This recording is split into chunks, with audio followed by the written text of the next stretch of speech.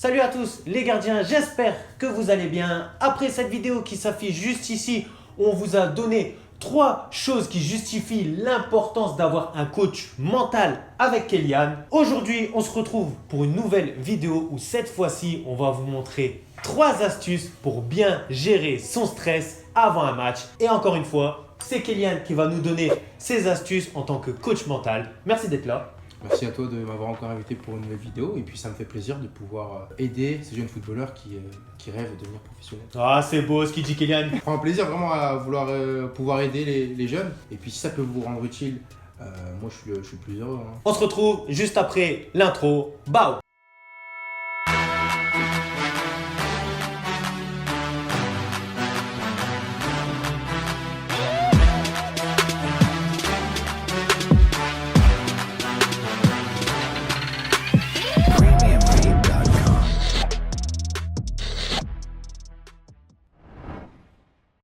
Alors, première astuce pour pouvoir gérer son stress avant un match de football, on va appeler cette astuce le temps calme. C'est un moment où vous allez prendre de réflexion, de concentration avant un match. Ça peut être dans le couloir d'avant-match, au moment où tu es dans le vestiaire, où tu t'habilles, souvent après l'échauffement. C'est un moment où tu vas revenir à la normale, où tu vas te calmer, te concentrer et te remettre un peu les idées en place avant un match. Tu dois jamais revenir de l'échauffement surexcité, t'habiller, repartir, etc. Et tout. Parce qu'à ce moment-là, tu n'es pas focus sur ton match. La transition entre ton échauffement et ton match n'est pas faite. Donc il faut vraiment prendre ce temps de 1 minute ou 2 où tu te poses, tu t'habilles tranquillement, où tu réfléchis. Ça peut être aussi la prière pour certains, ça peut être aussi juste un moment de réflexion calme interne où on ferme les yeux et on se concentre sur son match. Donc ça c'est le premier aspect pour gérer son stress, ce temps calme d'1 minute ou 2 avant un match. Ok, en fait c'est s'apaiser quoi, se déconnecter en fait un petit peu, c'est ça? L'objectif c'est de se déconnecter pour pouvoir se reconnecter d'une meilleure façon en fait. On se concentre sur son match. Ok. Et je te dis, il y a plusieurs moyens de... ça peut être la respiration.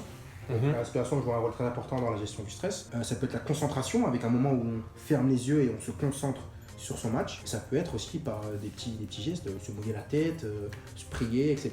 Mais tout ça doit permettre de revenir à la normale. Ok, et ça c'est à quel moment avant le match? Moi je conseille entre l'échauffement et le match. Ce temps il est important. Donc ça c'est vraiment une durée courte avant le match quoi. Une durée très courte, mais d'une minute ou deux, mais qui doit être prise avant un match. Ok. Deuxième aspect, comment gérer son stress, c'est mettre en place des rituels pour habituer votre cerveau à être dans un bon environnement propice à la meilleure performance physique, technique sur le terrain. Je m'explique. Donc ça peut être des rituels sous forme de vidéos ou de musique qu'on écoute régulièrement avant un match et qui vont pouvoir nous permettre d'être dans de bonnes conditions. Je sais pas si toi, quand tu jouais au football, tu pratiquais aussi ça, t'écoutais. Depuis 2014, j'écoutais toujours la même musique. C'est Caris Bison.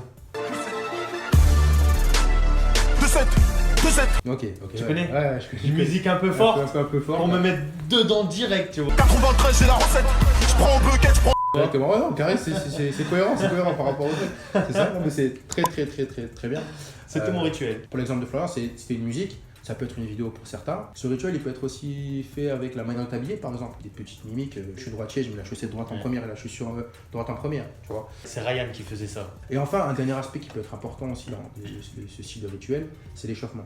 C'est toujours faire le même échauffement. Savoir que cet échauffement va pouvoir te permettre d'être le plus prêt physique pour ce match. Si je devais résumer ce deuxième aspect qui est rituel, je résumerais en disant qu'en regardant une vidéo, en écoutant une musique, en s'échauffant de la même façon, en s'habillant de la même façon, on va créer une espèce de bulle positive avant le match qui va nous permettre d'être dans un environnement de confiance sur lequel il sait qu'il peut s'appuyer. C'est des choses qu'il fera à chaque match et donc d'éviter au stress d'intervenir dans notre performance. Ok, ça veut dire qu'avec tout ça, il va être bien et n'importe où il est, ben, du coup, ça va lui créer une zone de confort en fait. C'est ça, c'est l'idée globale, c'est créer une zone de confort pour éviter au stress d'intervenir. Et je voulais en revenir aussi. J'ai parlé de mon rituel de musique personnellement. J'ai pas de rituel d'action. J'ai aussi un autre rituel et t'en as parlé.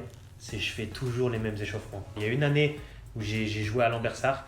C'était un entraîneur de gardien où c'était lui qui m'a imposé l'échauffement avant le match.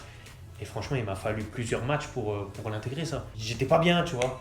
Il m'a changé mon échauffement, j'étais pas bien, j'étais perdu. C'est un aspect très intéressant ce que tu dis, c'est-à-dire que si le joueur fait un échauffement classique qu'il a l'habitude de faire, lui-même va intégrer et va se dire « Ok, j'ai fait mon échauffement qui me correspond, donc je suis prêt physiquement pour entamer ce match. » Si quelqu'un d'autre t'oblige à faire un échauffement que tu n'aimes pas, ou que tu n'as pas l'habitude de faire, à ce moment-là, dans ta tête, tu vas te dire, ok, je suis peut-être échauffé, mais à moitié, j'ai pas échauffé cette partie-là, donc je suis pas prêt à 100% pour le match. Donc c'est important l'échauffement dans un rituel, et ça doit te permettre aussi d'avoir la pleine capacité de tes moyens, et c'est très, très important, c'est un aspect très important. Après, il faut aussi que l'entraînement soit efficace. Si vous vous rendez compte que votre échauffement il n'est pas bien, il n'est pas efficace, bah, n'hésitez pas à le changer. Et après, une fois que vous l'avez changé, que vous estimez qu'il est efficace, gardez ce rituel. Voilà, gardez-le et reproduisez-le à l'identique à chaque match. Ça va permettre de créer un rituel et donc d'éviter un stress qui serait inutile pour le début du match. Troisième aspect très important pour gérer son stress, c'est un aspect un peu plus technique. Je vais essayer de vulgariser un peu les termes. On va appeler ça l'imagerie visuelle. C'est simplement, dans certains exemples, de regarder des vidéos d'arrêt. Tu lances une vidéo des 30 meilleurs arrêts européens. Et en fait, l'imagerie visuelle, ça va te permettre de pouvoir regarder ce qui se fait de meilleur. Et automatiquement, il y aura des connexions neuronales qui vont faire dans ton cerveau et qui vont te permettre à un moment du match de faire cet arrêt-là. Peut-être pas aussi exceptionnel qu'il y avait dans la vidéo, mais il va te permettre de pouvoir le faire parce que tu l'as vu. Parce que tu l'as vu et tu sais que c'est possible. Ça peut être un aspect de l'imagerie visuelle. Un deuxième aspect, ça peut être s'imaginer tout réussir. C'est-à-dire que dans ta tête, tu fermes les yeux, tu te vois pendant le match, tu te vois réussir cette claquette, tu te vois réussir ce dégagement, tu te vois réussir cette prise de balle sur un corner. Tu te mets en confiance et dans ta tête, tu te dis que tout ça tu réussis et tu t'imagines en train de réussir tout ça. Et ça fait partie aussi d'un des aspects de l'imagerie visuelle. Enfin, dernier aspect aussi de l'imagerie visuelle, tu peux prendre un temps seul avant le match. Je sais qu'il y a beaucoup de reconnaissance de terrain, etc. avant le match et que les gardiens, on va repérer son but seul.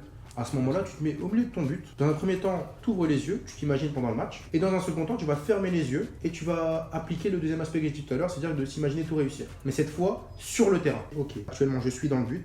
Je m'imagine que je vais réussir cette claquette. Je m'imagine que je vais réussir cette sortie. J'imagine que je vais réussir ce dégagement. Et ça va te permettre de pouvoir être dans les meilleures conditions pour entamer ce match. Moi, en tant qu'éducateur sportif, on m'a expliqué que le cerveau ne sait pas faire la différence entre le réel et la fiction. Ça veut dire que quand tu fermes tes yeux, bah, en fait, ce que tu penses, c'est pas réel, mais ton cerveau, il pense que c'est réel parce qu'il sait pas faire la différence. C'est ça. Et c'est pour ça que l'imagerie visuelle, elle est très efficace parce que tu es en train de t'imaginer en train de faire des superbes arrêts, ça te conditionne à savoir le faire, à savoir le réaliser. C'est ça, globalement c'est ça l'idée, c'est que ton cerveau, en regardant ces images d'arrêt ou en t'imaginant les réussir, va se dire que c'est possible. C'est-à-dire que si tu ne fais pas d'imagerie visuelle, le ballon va arriver, tu vas y aller, mais sans plus, tu vois. Et si tu fais l'imagerie visuelle, ton cerveau, quand le ballon va arriver, ton cerveau va se dire, ok, cette image, je l'ai vue sur une vidéo d'arrêt, ou je l'ai vue il y a quelques temps quand le joueur s'est imaginé la réussir. Donc, c'est quelque chose qui est possible, qui est possible d'être fait, tu vois. Et donc, à ce moment-là, tu auras peut-être plus de facilité à plonger, plus de facilité à arrêter, plus de facilité à dégager, parce que ton cerveau va penser que c'est possible, parce qu'il l'a vu. Parce qu'il l'a vu et tu as mis en place une image visuelle. C'est quelque chose que je ne l'ai pas tout le temps fait avant un match, mais à chaque fois que je l'ai fait, j'avais toujours cette impression d'être bien et de me dire dans ma tête, bah, je suis capable en fait. Je suis capable de sortir une balle en lucarne. Je suis capable de faire une transversale tendue à mon défenseur de façon parfaite. C'est ce qui m'a permis aussi de commencer le match de la meilleure manière possible psychologiquement. Et c'est quelque chose qui a été très efficace en moi. Globalement, si vous résumez ces trois aspects et que vous faites appel à l'imagerie visuelle pendant vos matchs, je peux vous promettre que votre cerveau sera dans de meilleures conditions de réussir quelque chose. Je ne dis pas que vous allez réussir, mais au moins vous y penserez, vous y croirez et votre cerveau pensera que c'est possible. Alors, on ne va pas devenir un Cristiano Ronaldo ou un David De Gea ou Manuel Neuer parce qu'on a fait de l'imagerie mentale. Non, ça va augmenter vos chances de réaliser quelque chose que vous êtes capable de faire. Voilà, toutes ces astuces ont été données par Kélian. Merci beaucoup d'avoir fait part de ton savoir, ça fait plaisir. Pour moi, c'est un plaisir de participer à tes vidéos et puis d'expliquer ces trois aspects qui sont des aspects basiques, mais qui peuvent changer votre performance footballistique. On espère avoir un abonné dans quelques années qui devient professionnel et qui dit qu'il a appliqué ces Ça me ferait énormément plaisir, ça. Tout ce qu'on vous a montré, il n'y a pas que ça, il y a aussi d'autres choses. Beaucoup. Et si vous avez d'autres techniques pour justement gérer votre stress, n'hésitez pas à le dire en commentaire. Et si vous avez kiffé cette vidéo, mettez un pouce bleu, ça me ferait énormément plaisir. Et n'hésitez pas à aller checker son Instagram coaching. Il met en place des programmes de coach mental où il vous aide, il vous accompagne. Donc, tout ce qui est préparation pour un sportif, tout ce qui est préparation avant le match, pendant le match et après le match, avec un suivi toujours 7 jours sur 7, 24 heures sur 24 par l'équipe coaching. Je mets en description tous les liens de son Instagram, YouTube, etc. N'hésitez pas à les checker. Sur ce, merci d'avoir regardé la vidéo jusqu'à la fin. Merci Kélian, ça fait plaisir. Et bah.